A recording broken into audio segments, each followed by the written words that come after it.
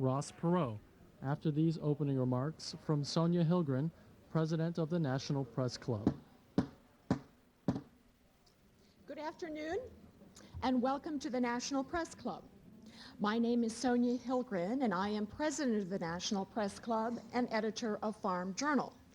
I'd like to welcome National Press Club members and their guests in the audience today, as well as those of you watching on television and listening on radio. Before introducing our head table, I would like to remind our members of upcoming speakers. On Monday, October 28th, Bert Roberts, CEO of MCI, will speak about the new telecommunications law and its effect on your service. We will hear from Martha Stewart, editor-in-chief of Martha Stewart Living Magazine, on November 12th. William Bennett, co-director of Empower America, will speak on November 18th. Reg Murphy, president and CEO of the National Geographic Society, will speak on November 20th. And Dwayne Andreas, chief executive officer of Archer Daniels Midland, will speak on November 21st. Transcripts and audio and video tapes of Press Club luncheons are available by calling 1-800-NPC-2334. If you have questions for our speaker, please write them on the cards at your tables and send them up to me. I will ask as many as time permits. I'd now like to introduce our head table guests and ask them to stand briefly when their names are called. From your right, Bridget Schulte, national correspondent, Knight Ridder Newspapers. Rick Dunham, political correspondent, Business Week. Linda Gasparello, associate editor, White House Weekly. Ken Dalecki, associate editor, Kiplinger Washington Editors. Doug Harbrecht, Washington News editor, Business Week, and treasurer of the National Press Club. Dave Gran, editor, The Hill. Peggy Robertson, freelance journalist and chairman of the National Press Club Speakers Committee. Chuck Lewis, bureau chief, Hearst Newspapers. Richard Salmon, Congressional Quarterly and vice president of the National Press Club. Mary Lou Forbes, commentary editor, The Washington Times. Ron Hutchison, correspondent, Fort Worth Star-Telegram, and Mike McKee, Bloomberg Business News.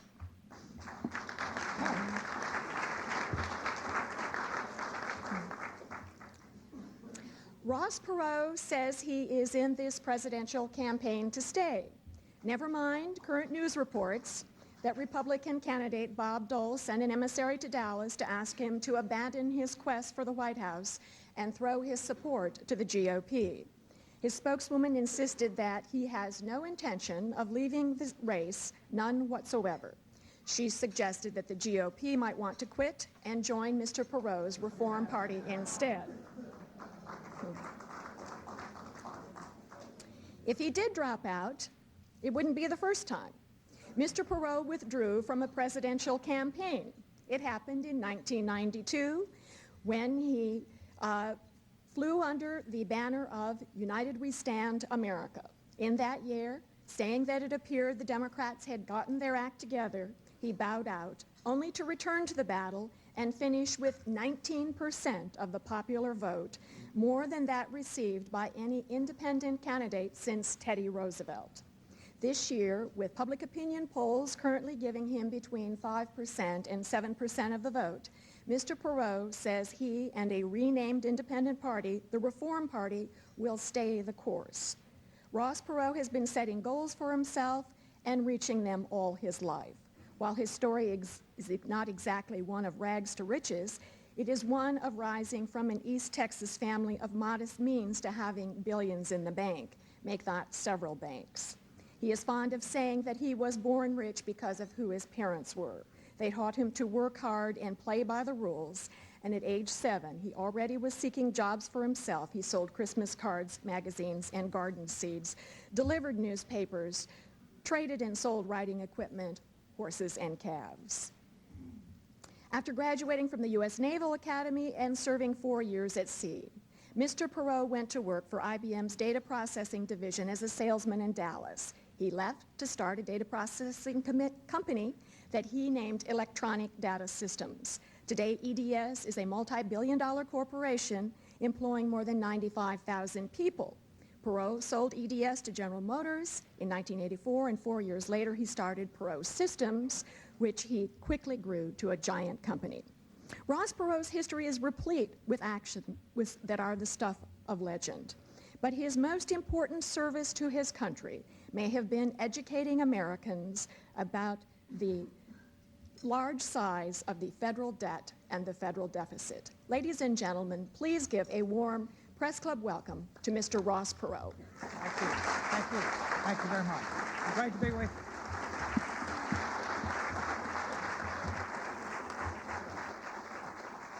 Thank you very much. Great to be with you.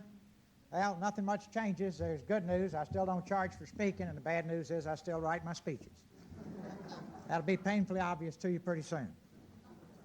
It's great to be with you again. I want you to all understand, I love this great country. I love the people in this country. I love the principles on which this great country was founded, and I don't like to see those principles violated.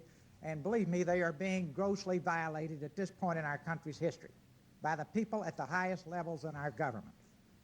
I never thought I would live to see a major drug dealer give $20,000 in Florida and then be invited to a big Democratic reception by the Vice President of the United States, Al Gore, and then be invited to the White House for a reception.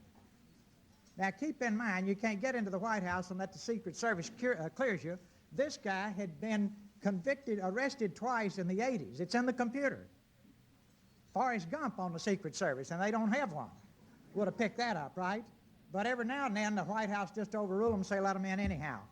I promise you that if I am ever your president, drug dealers will not be invited to the White House.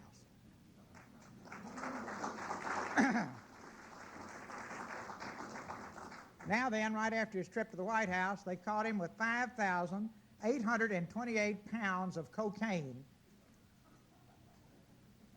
Don't you think we should set a higher standard? I hope you do. The White House had to know about the prior arrests. They had to know about his connections to the Cali cartel. But hey, this guy gave $20,000, so let him come on in, right? The only reason there is a White House is because millions of you pay for it. Keep in mind, the president doesn't pay for the White House. He does not pay rent. You pay for the whole thing. And I am personally offended that the president is now selling the Lincoln bedroom to any $100,000 a night contributor. I think that's absolutely wrong when you think that plumbers, electricians, people working third shift provide that White House for our president, and it should not be for sale for any price. This guy they just arrested also had ties to Fidel Castro, and I'm sure the Secret Service picked up on that. Now here's the next one, the Indonesian connection, which you maybe have read more about than you want to, but I never thought that a family in Indonesia and his wife would be able to give nearly $200,000 to the White House during the president's presidential campaign. The Riyadh's dad is head of the Asian conglomerate, and what did they get in return? A man named John Wong, is spelled H-U-A-N-G, but pronounced Wong, was given a position in the Clinton administration overseeing trade policy. Now, doesn't that make you feel good if you're working second shift in a clothing mill somewhere down south? This guy is influencing trade policy, and where in the world do they abuse child labor more than Indonesia? Nowhere.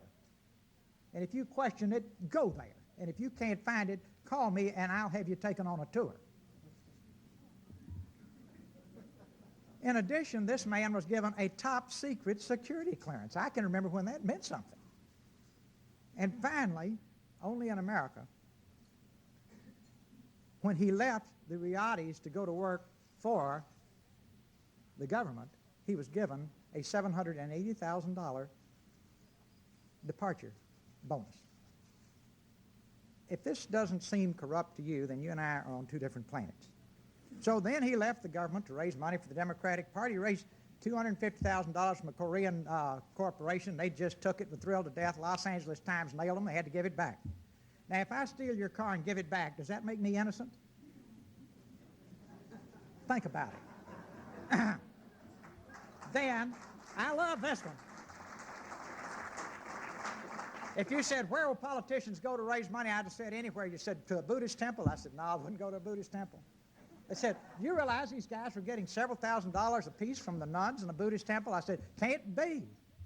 They're sworn to a life of poverty."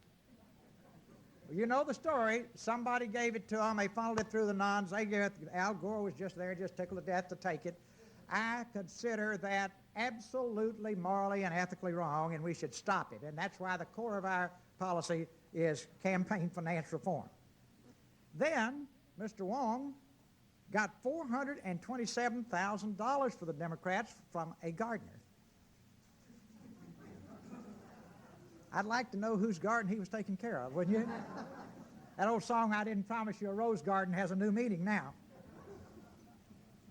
Think that one through. There is a rose garden in the White House, right? Okay, fine. Now, what did they get in return? The thing we never say, and the thing that I don't think the press does a good job at all on, is saying, what is the payback, folks? These folks got their trade volume doubled. The trade deficit with the United States has doubled in the past 4 years. So there it is, right up on the table. They've got those children working night and day now, making those designer clothes that you and I pay the full price for. We don't get a bargain. We pay full price, and the jobs used to be here in the USA. That's wrong.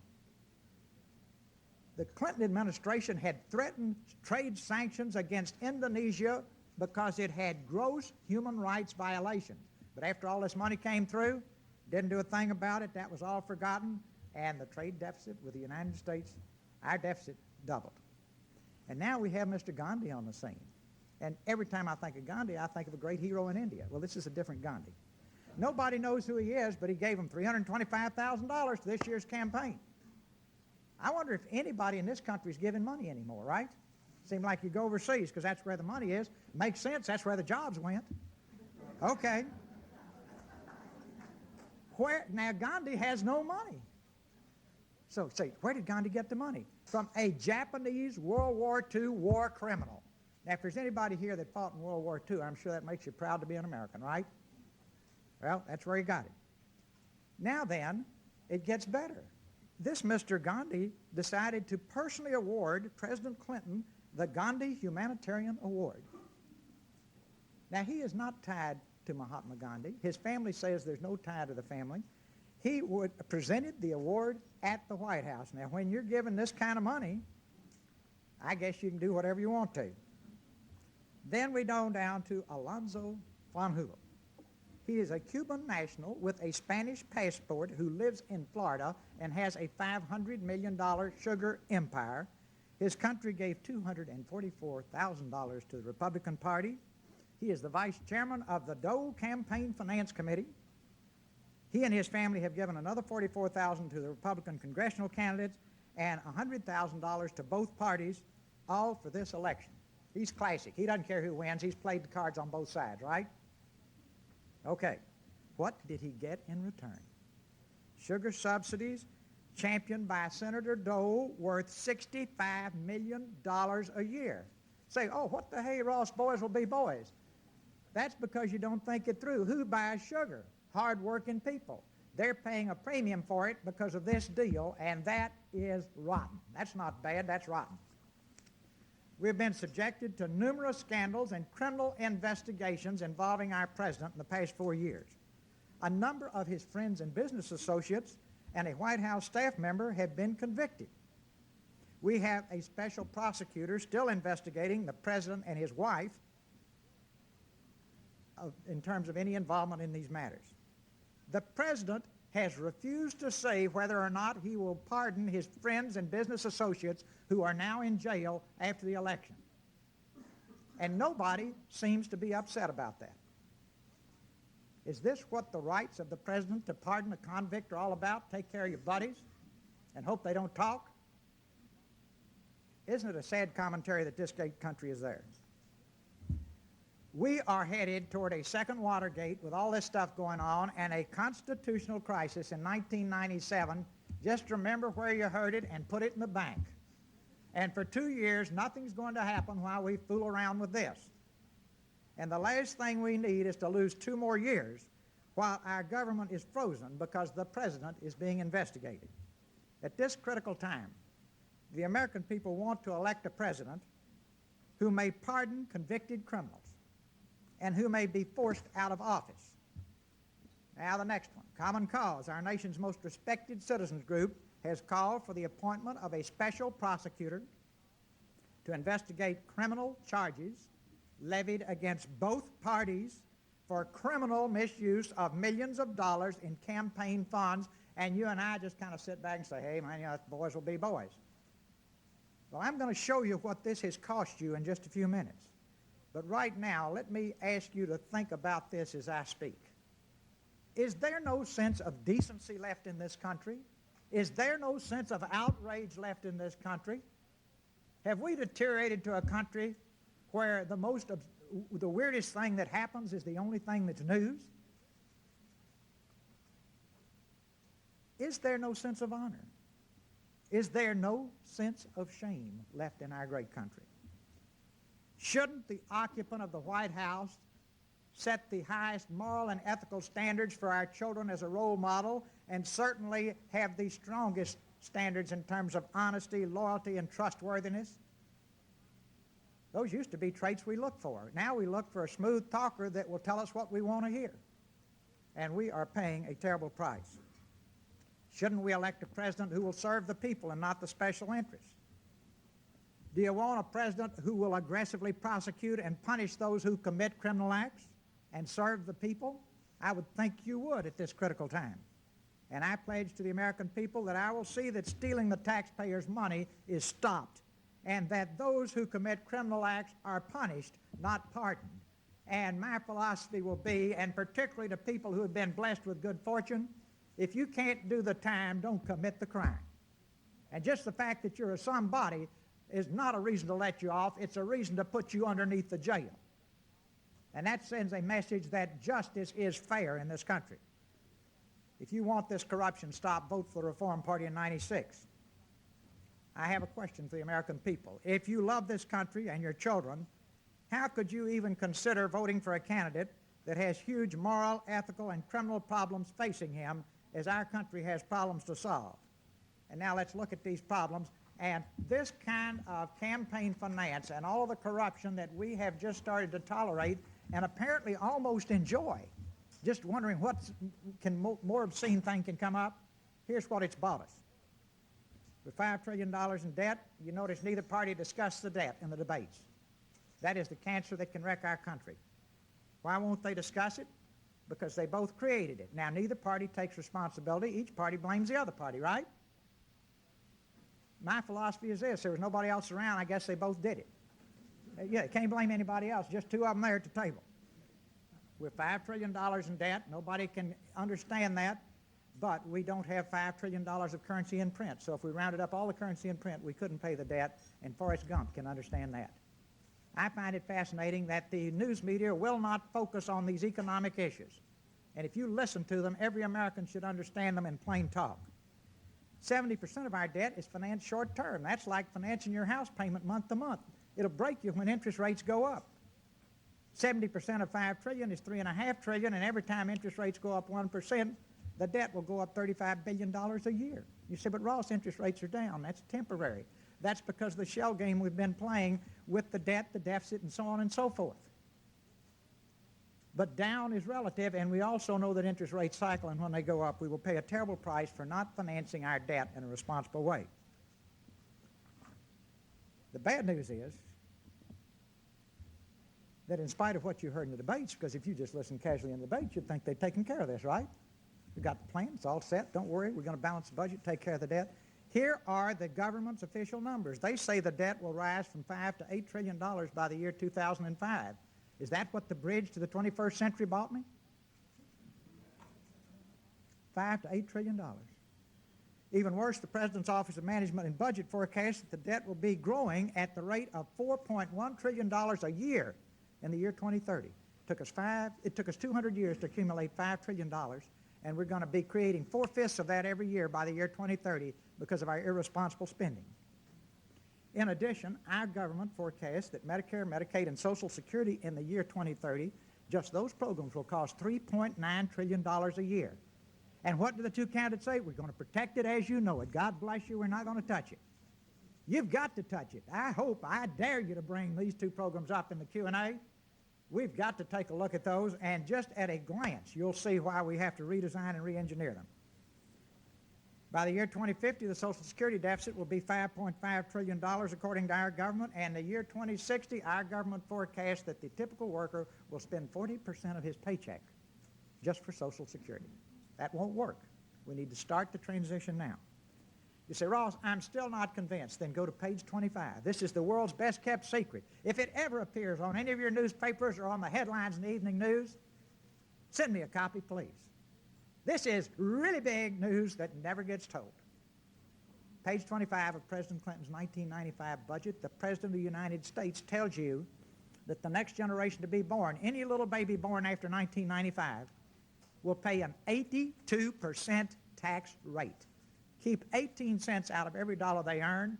Rest goes to Uncle Sam. That's the end of America. That's the end of the American dream. That's it. Once you know that, you should take action. We ignore it, don't print it. Say, Ross, I'm still not convinced. And I say, man, you are hard to convince. But here's my last shot.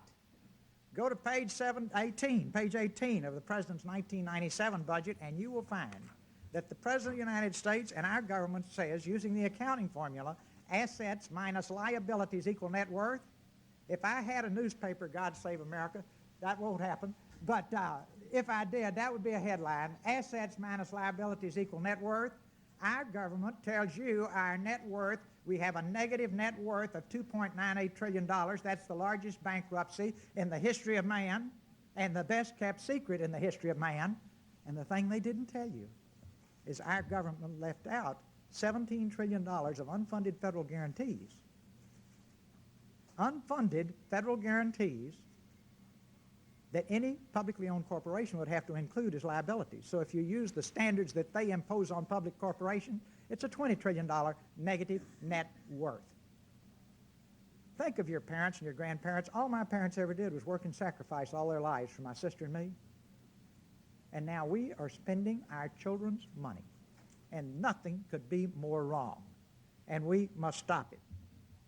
We are approaching the brink of a financial disaster. Everybody said, Ross, how could that sort of thing happen? Well, let's just use plain language and talk about it. We got too much money chasing too few stocks. The stock market's gone up forever. History tells us it will not go up forever. The stock market cycles. They say, that's no problem, just the big shots are going to get killed. Sorry, folks, most of that money is pension funds. That's for ordinary folks. Then they have their 401k plans. That's for ordinary folks. Then a lot of them have gone into mutual funds because interest rates are so low. One of the reasons the stock market goes up is because interest rates are so low. And when the meltdown occurs, say, no problem. The government protects the small investor. The government protects the small investor's bank accounts. The government protects his pension funds. That's where the $17 trillion in unfunded federal guarantees are. There ain't no money there, folks. And when this meltdown occurs, the government's weak financial position will be a huge liability, in contrast to the Depression, when the financial strength of our government was a positive force in getting us through it. Now, I'm sure, in spite of all this, a few of you are saying, Ross, let's give big government a chance. We're right here in D.C. This is the home of big government.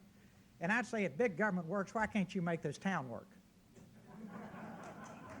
I'd be embarrassed to live here. If big government is so good, Washington, D.C. should be an alabaster city gleaming undimmed by human tears. You know the record. Okay. Some say, well, let's give big government a chance. In 1960, we ran our government for $100 billion a year. We now spend 3 times that much paying interest on the debt every year, and interest doesn't buy anything for the American people. Now then, we're spending $1.5 trillion a year. My question is, are we 15 times better off? All of the numbers say no, we're worse off. In addition, we've got a $5 trillion debt. Now then, we've spent $1.5 trillion. We've got $5 trillion in debt. We all should be living in utopia, and our only problem today that we should be debating and discussing is how do we bring this debt under control? And here is the rest of the story, as Paul Harvey would say, and you've already heard it because you know where the money goes. It goes to pay off the special interest. We got a big corporation in this country that pragmatically gives several $1 million a year and gets a $500 million subsidy every year from the taxpayers. That's where the money is going.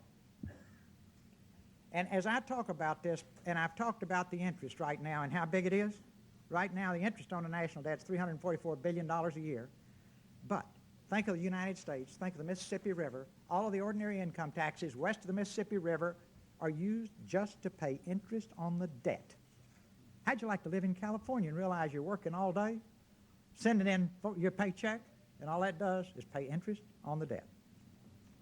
Well, the people didn't benefit. Standard of living is down for 4 out of 5 of our workers.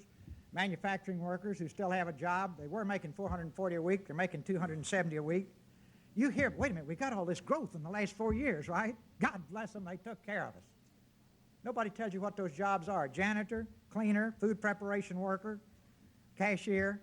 These are minimum wage jobs, none paying enough to support a family. Today, American workers, let's just net it out in hard terms, net less in real wages than they did in 1973, and after taxes, with both mom and dad working, and in most of those cases, all the studies show mom would rather not work, but she has to work to provide a life for the children. 2 paychecks in a family barely equal the purchasing power of 1 paycheck 25 years ago.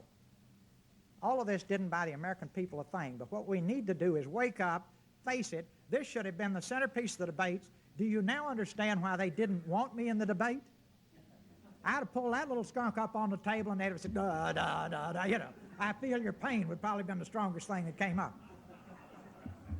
Income is up 60% for the top 5% of our workforce, 137% for the 1%, top 1%. Guess who's making those big political contributions? Believe me, it's not the working man. I hope I've made the point that big government and $5 trillion in debt did not benefit the people. And now I've only covered one of our deficits. And when you talk about the other deficit in this town, you better have your bulletproof vest on, because this is the home of NAFTA and GATT. Now let's look at the numbers. Now, as I go through these numbers, let's pretend you're a fighter pilot and you're looking at the numbers on your panel. You're going to eject at some time during this period, because you know this sucker's going to crash. Okay. A trade surplus, most people don't understand. A trade surplus is good, trade deficit is bad. So when I say trade deficit, say, oh, that's bad. Our merchandise trade deficit this year is $174 billion, the largest of any nation in history. How do we get there? With these stupid deals like we make with Indonesia. Why do we get there? Every former chief trade negotiator you can run into is now making millions of dollars as a foreign lobbyist, and that sends a terrible signal to current and future trade negotiators. The former presidents go around the world, get paid $2 million for 20-minute speeches in Asia, or 6 figures for a speech in Vietnam, take millions of dollars from foreign countries for their libraries. You say, what difference does it make? They're out of office. Sends a big signal to the current and future presidents about where the pot of gold is at the end of the rainbow, right? You wouldn't let people in your company do that. You shouldn't have your public officials doing that. And if I am your president, all of that will stop. You come to serve, not to cash in now or later. And when you go back home, you get a real job, not a lobbying job. Okay. I know I'm saying this in the wrong town. Our cumulative trade deficit for our great country is $1 trillion. You say, well, Ross, what is the #1 growth industry in our great country? Is it electronics? Is it cars? What is it? No, it's the growth of the government. You say, what's the product? Doesn't have one. How does it make money? Taxes you. Well, is it making a profit? No, it's operating at a huge loss. This is not the growth industry we want, I hope. Did you hear that in the debates? I don't think so. We now have more people working for government than manufacturing, and you cannot be a superpower unless you're a manufacturing superpower. Never forget that. And you cannot be a superpower unless you're an economic superpower. And if you don't agree with that, look at Russia. When they went broke, they were no longer a superpower. 20 to 25% of the cost of making a product are human labor. And here's why everybody wants to go overseas. You can hire 47 Vietnamese workers for 1 American, 50 Chinese for 1 American, 37 Indonesians for 1 American, 22 Filipinos for 1 American, 9 Mexicans for 1 American. They have no workers' rights, no health care, no Social Security, no retirement, and hallelujah, no pollution or environmental costs. Just pump it in the air and dump it in the river. And everybody says, boy, isn't it great all our factories are south of the border now and we don't have that pollution. I need more Rhodes Scholars, ROAD scholars, people who are street smart and common sense, who would ask a question like, which way does the wind blow from Mexico? It blows from the south, folks. What is the most polluted river in the Western Hemisphere? The Rio Grande River. I don't know how any environmentalist can live with that. We now have a trade deficit with China of $38 billion. It'll be $50 billion next year, and we're the only industrialized nation in the world that does not have a trade surplus with China. I hope I've made my point. We don't know how to negotiate. Trade deficit with Japan's $59 billion. NAFTA was going to make us all rich. The cumulative trade deficit with NAFTA so far, brand new program, $70 billion and going through the roof. And you need to go to Mexico and see the Japanese and the European companies building factories in Mexico. Why? They don't have all the labor costs. They don't have all the human rights factors. They don't have to fool with unions. They don't have to do anything. They can just get people work for nothing, ship it across the border duty-free.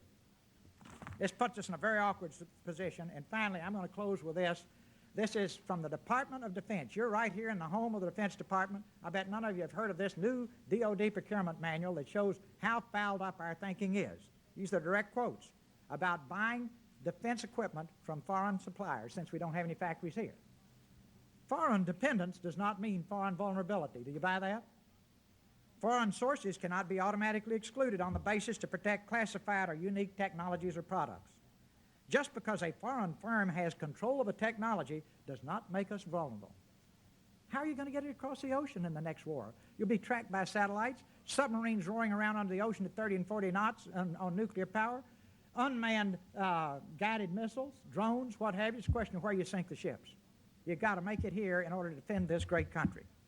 And here's the last one, I love it. Sheer physical distance from the United States is not by itself a risk, which should merit foreign source exclusion. Now, if anybody here thinks that policy makes sense, I would like to meet you, and I have things in my attic to sell you.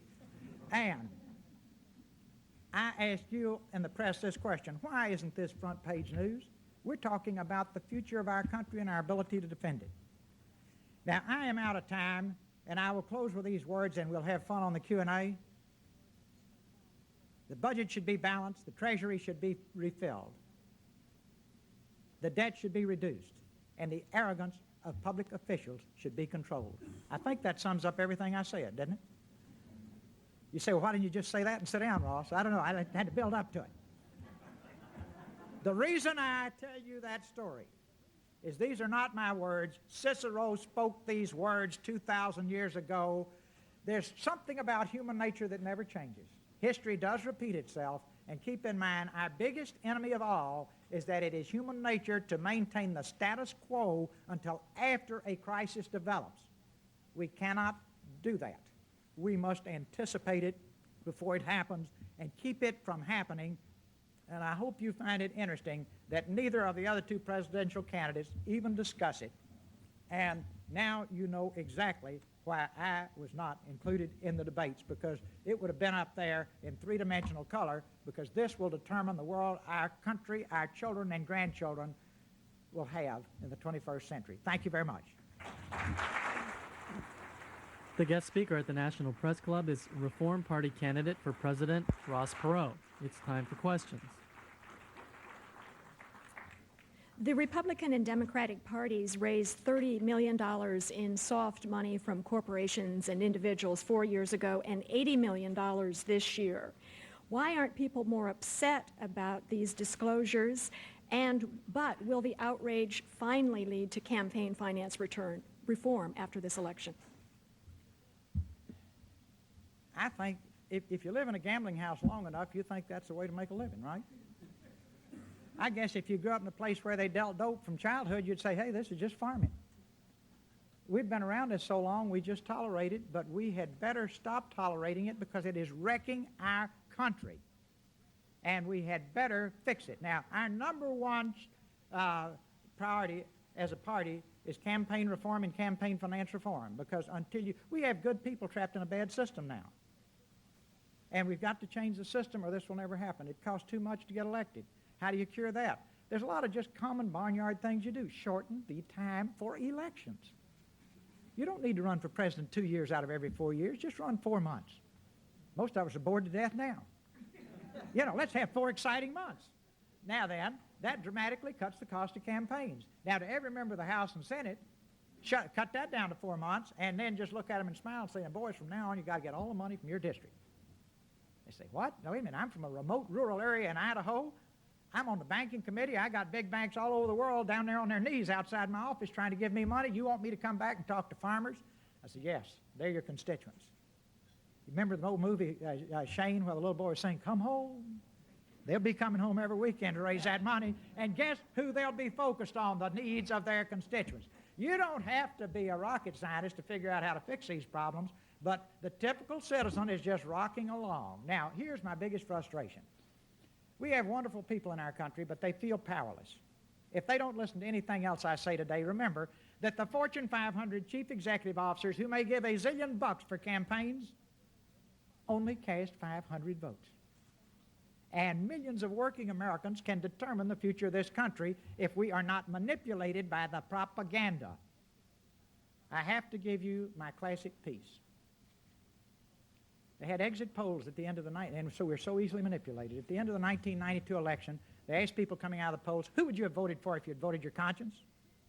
40% said they would have voted for me, 31% for Clinton, 27% for Bush. And then the pollster, I'm sure, in just pure shock, said, well, then why didn't you vote your conscience? And they said, because we were told again and again and again, don't waste your vote for Perot in the last few weeks of the election, and we wanted to vote for a winner. Well, they got a winner, right? They got what they voted for. Now, here is my appeal to the American people. Don't throw away your vote. Don't waste your vote in 1996. Vote for the only group that is going to make these changes. The two existing parties cannot make these changes because this is their way of life. We have to bring this new party in to make these changes. It's in your hands, and your children's futures are in your hands. The deficit has fallen from $290 billion in 1992 to $109 billion in 1996, the lowest in 22 years as a share of the economy. Why won't you give the Republicans and Democrats at least some credit for tackling the problem, even if there's more work to do? I want to use very short words when I answer this question for whoever asked it, because I don't want to go over their heads. I would have thought maybe the question was written before I did my speech, I hope. But the facts are we got the biggest tax increase in history in 1993, right? And we thought we were going to live happily ever after and balance the budget. There was no plan to balance the budget in that tax increase. I said publicly, it's a bridge halfway across the river. They never had a plan to balance the budget. But they had, to use the White House's term, momentum. Well, what the hell difference does momentum make if you're coming up with a bad idea? Now, only in America would we be so gullible and so vulnerable that in 1996, both parties are tap dancing. I mean, they rehearsed it all afternoon. They're out there that night. They got on their best clothes, their makeup, their focus group that they don't know what they believe in until someone tells them. And they use Ronald Reagan's old speeches shamelessly. They don't need speechwriters. Just take Reagan's old speeches. You know, just ping those chords. Both sides. Now they're out there saying, we're going to cut your taxes, 1996, God bless you. You say, hallelujah, they're going to save us. Well, I think my Rhodes Scholar, that's the ROAD scholar again, say, hey, you know, one or the other didn't make sense. If the biggest tax increase in history made sense, how can this tax cut make any sense at all? You run the interest rates down. The Federal Reserve runs the interest rates down. That helps get the deficit down. You change the way you count for the books. That helps get the deficit down. You leave a huge number of things off budget. That helps get the deficit down. But then all I've done is go to government numbers that take you out into the future where your children and grandchildren will live. And I don't care how much you hate. I'm told again and again, the American people are not numerical. Well, when you realize that 84% of our high school seniors can't pass the math standards test, I think you're right. But a lot of us older folks had to learn it, and we are numerical, and we're trying to protect them even if they don't understand it, right? The point being, we can't do this to them. What could be more selfish than to spend your children's money and to focus on this little 2 or 3 year trend, which is manipulated by low interest rates and all these things I've told you, and ignore the same people's numbers about an 82% tax rate for a baby born after 1995 is really failing to analyze the problem properly, and that is our primary problem. You realize none of our social programs work. And do you know why? None of them were ever designed to work. If I came to you today and said, we're going to build the biggest skyscraper in history in Washington, D.C., I want all of you to invest in it. Here's a picture. It is beautiful. I'd like you to all send money this afternoon. You'd say, Ross, do you have a blueprint? No, I don't have no blueprint. Got any mechanical engineering, electrical engineering? You had anybody put the elevators in? Oh, no, that comes later. Yet you want us to fund it now? Yes. Medicare, Medicaid, Social Security never had a blueprint. It was a dream, massive legislation. You say, well, anything big and complex like that, surely if they pilot tested, debugged it, and optimized it before they mass-produced it, because only then do you know if it'll work, and only then do you know your real cost. Did you ever hear anybody in Washington even talk this way? Did you hear anything like this in the debates? You can't make a screwdriver unless you go through that process. If you do, the handle will break off from the shaft, or it won't fit into the screw. You got to pilot test, optimize, and debug. None of that was ever done. Massive dream, noble concept, massive legislation, massive taxes, massive failures and mediocre performance, and massive tax increases. That's how we got into this pit. We're going to have to redesign, re-engineer all these programs. It can be done. We've got to have the courage to do it. Oh, we say, oh, I've got mine now. I don't care about anybody but me. That guarantees the failure of a free society. No free society can thrive unless we love and care for one another. Did you speak with Mr. Dole directly, either immediately before or after news of the withdrawal plea became known? Did you or anyone in the Reform Party give the Dole camp any reason to believe you might be receptive to their request that you drop out and endorse Dole? When people ask me to have private conversations, I honor their commitment. Now, you'd say, Ross, after a few years in Washington, why would you do that? I think I would just like to leave all of this in the hands of the Dole camp. And they've said enough already, I think, to pretty well cover all the answers. And the thing I want to make crystal clear to all of you, I've given 5 years of my life to this. I have worked night and day. And I do it for one reason, and that is concern for the future of this wonderful country. And I'm probably the most blessed man alive in this country because of my family and the parents I had and my children and my 10 wonderful grandchildren. And I just cannot, in good conscience, live with myself knowing and understanding what we're doing to the greatest country in the history of man. And I will continue to work tirelessly as long as I'm here. And I'll probably be here a long time. For 2 reasons. One of my closest pals, somebody asked him, very intense person, says, "Do y'all ever worry about Ross's heart?" And he says, "Nah, never." He says, "Why?" He said, "Doesn't have one." Okay, so we don't have to worry about that. And secondly, how do you know you're going to be here a long time? The good die young, that guarantees me a long, healthy life. So you'll be stuck with me for a long time. Now, I will consider total failure. If I can't energize the American people to anticipate this and avoid it, I will have failed my country. And I am really appreciative when I have opportunities like this to talk about it.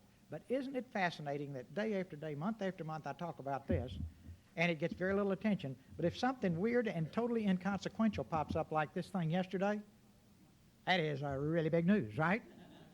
Now, I would think the future of our country and the financial condition of our country would be news. I would say for anything you want to know about this, talk to the Dole group. They're the ones that talk. People ask me for a private conversation. I'll agree to talk to almost anybody. And had no idea. But the point is, am I in this for the long haul? Yes. Do I intend to campaign till the bitter end? Yes. And how could we possibly win? Let me tell you how we can win in '96. If the 27.5 million men and women who fought in our armed forces and their families decide to vote for the Reform Party to pass on a better, stronger country to their children, and this is a group I have been close to for the last 30 years, if they will answer the bugle call one more time and vote for change, we can win. I'm very close to the 6 million small businesses and the 80 million people who work there. I relate to them. I started by myself with nothing but a dream.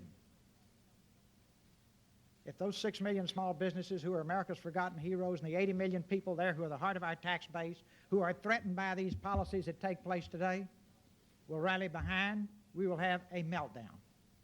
If the 18 to 35-year-olds who are old enough to vote and old enough to understand what we're doing to them in the next century show up and vote, it's all over. And finally, and this is a group that I have a special attraction to, nearly half of our citizens are so cynical and disillusioned they don't even bother to vote. I ask you to saddle up, suit up, mount up, and one more time, just one more time, show up and vote. and put the Reform Party in a position where we can start making these changes before the crisis occurs. That's the way you can get it done in '96, and they probably will have a whole bunch of pollsters out of work. Now, let me ask you a question. I ask people this all the time. How many of you have ever been called by a pollster? I never heard from one my whole life. There's one hand up. Thank you. The point being, polls are very manipulative, and to go back to show you the rest of the story, you say, Ross, who paid for that crazy poll, the exit poll at '92? All the big media. I say, dang, I never read it. I think they were embarrassed to print it. Thank you. Was Bob Dole's request to you to drop out of the race a sign of desperation on his part? In no way do I want to do anything to harm another candidate's constructive campaign. And I don't want to say or do anything. The thing I can assure you is that I am here to stay. We have got to stay the course, because when we're to the point that the other two parties won't even talk about it, and the other two parties won't even debate it, and then the other two parties don't want me to have a voice to debate it, and when I go to the Federal Election Commission and realize they're half Democrats and half Republicans, that doesn't seem exactly like a federal court system to me. But anyhow, then in '92, we were able to buy a lot of 30-minute programs to educate the people. Suddenly, we assumed as our strategy we would be in the debate, we'd buy a lot of 30-minute programs. I wanted to demonstrate to you that you could win a presidential campaign for less than $30 million. And it didn't take these hundreds of millions of dollars they spend on them. Well, we needed both accesses to the people.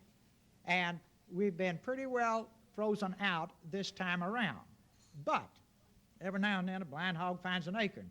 And you're kind enough to invite us here today, and we have a voice, and we have gotten the message out today, and now the only question I'll have till in the morning is, did anybody print it? Did anybody write a story about the debt, the deficit, the serious problems, or is all this what kind of tie Perot had on today, and, you know, what was the story about the follow-on on the story yesterday, none of which has anything to do with the future of our country. Let's all grow up between now and November and focus on real issues. I don't ask you, I beg you. What future does the Reform Party have if you do not get more than the 6 or 7?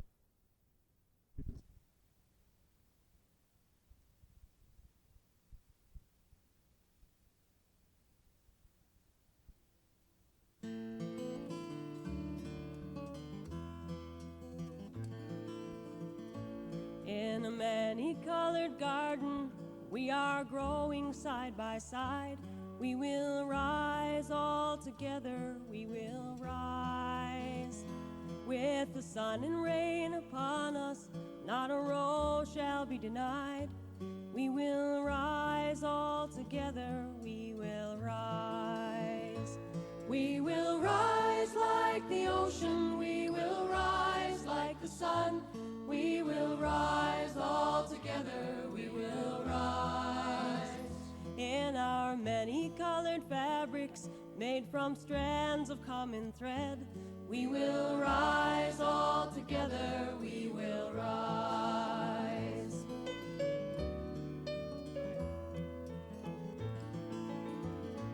We can feed our grain to cattle, and the rich man will be fed. We will rise all together, we will rise. Or we'll feed our grain to people so that millions will have bread. We will rise all together, we will rise. We will rise like the ocean, we will rise like the sun. We will rise all together, we will rise. No more will there be hunger in these strands of common thread. We will rise all together, we will rise.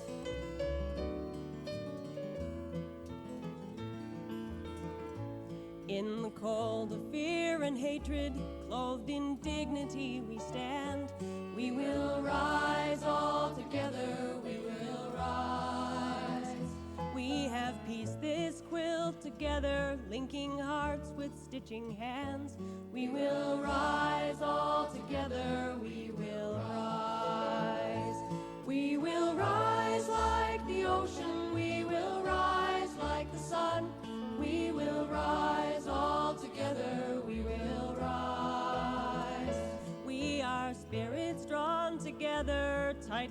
by our common threads.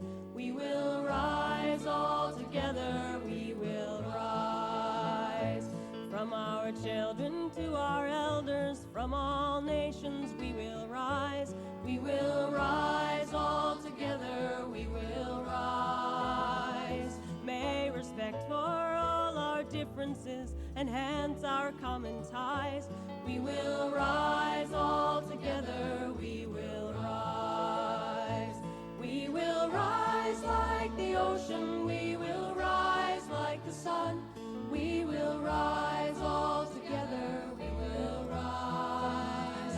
We will build a global family strengthened by our common threads. We will rise all together, we will rise. We will rise all together, we will rise.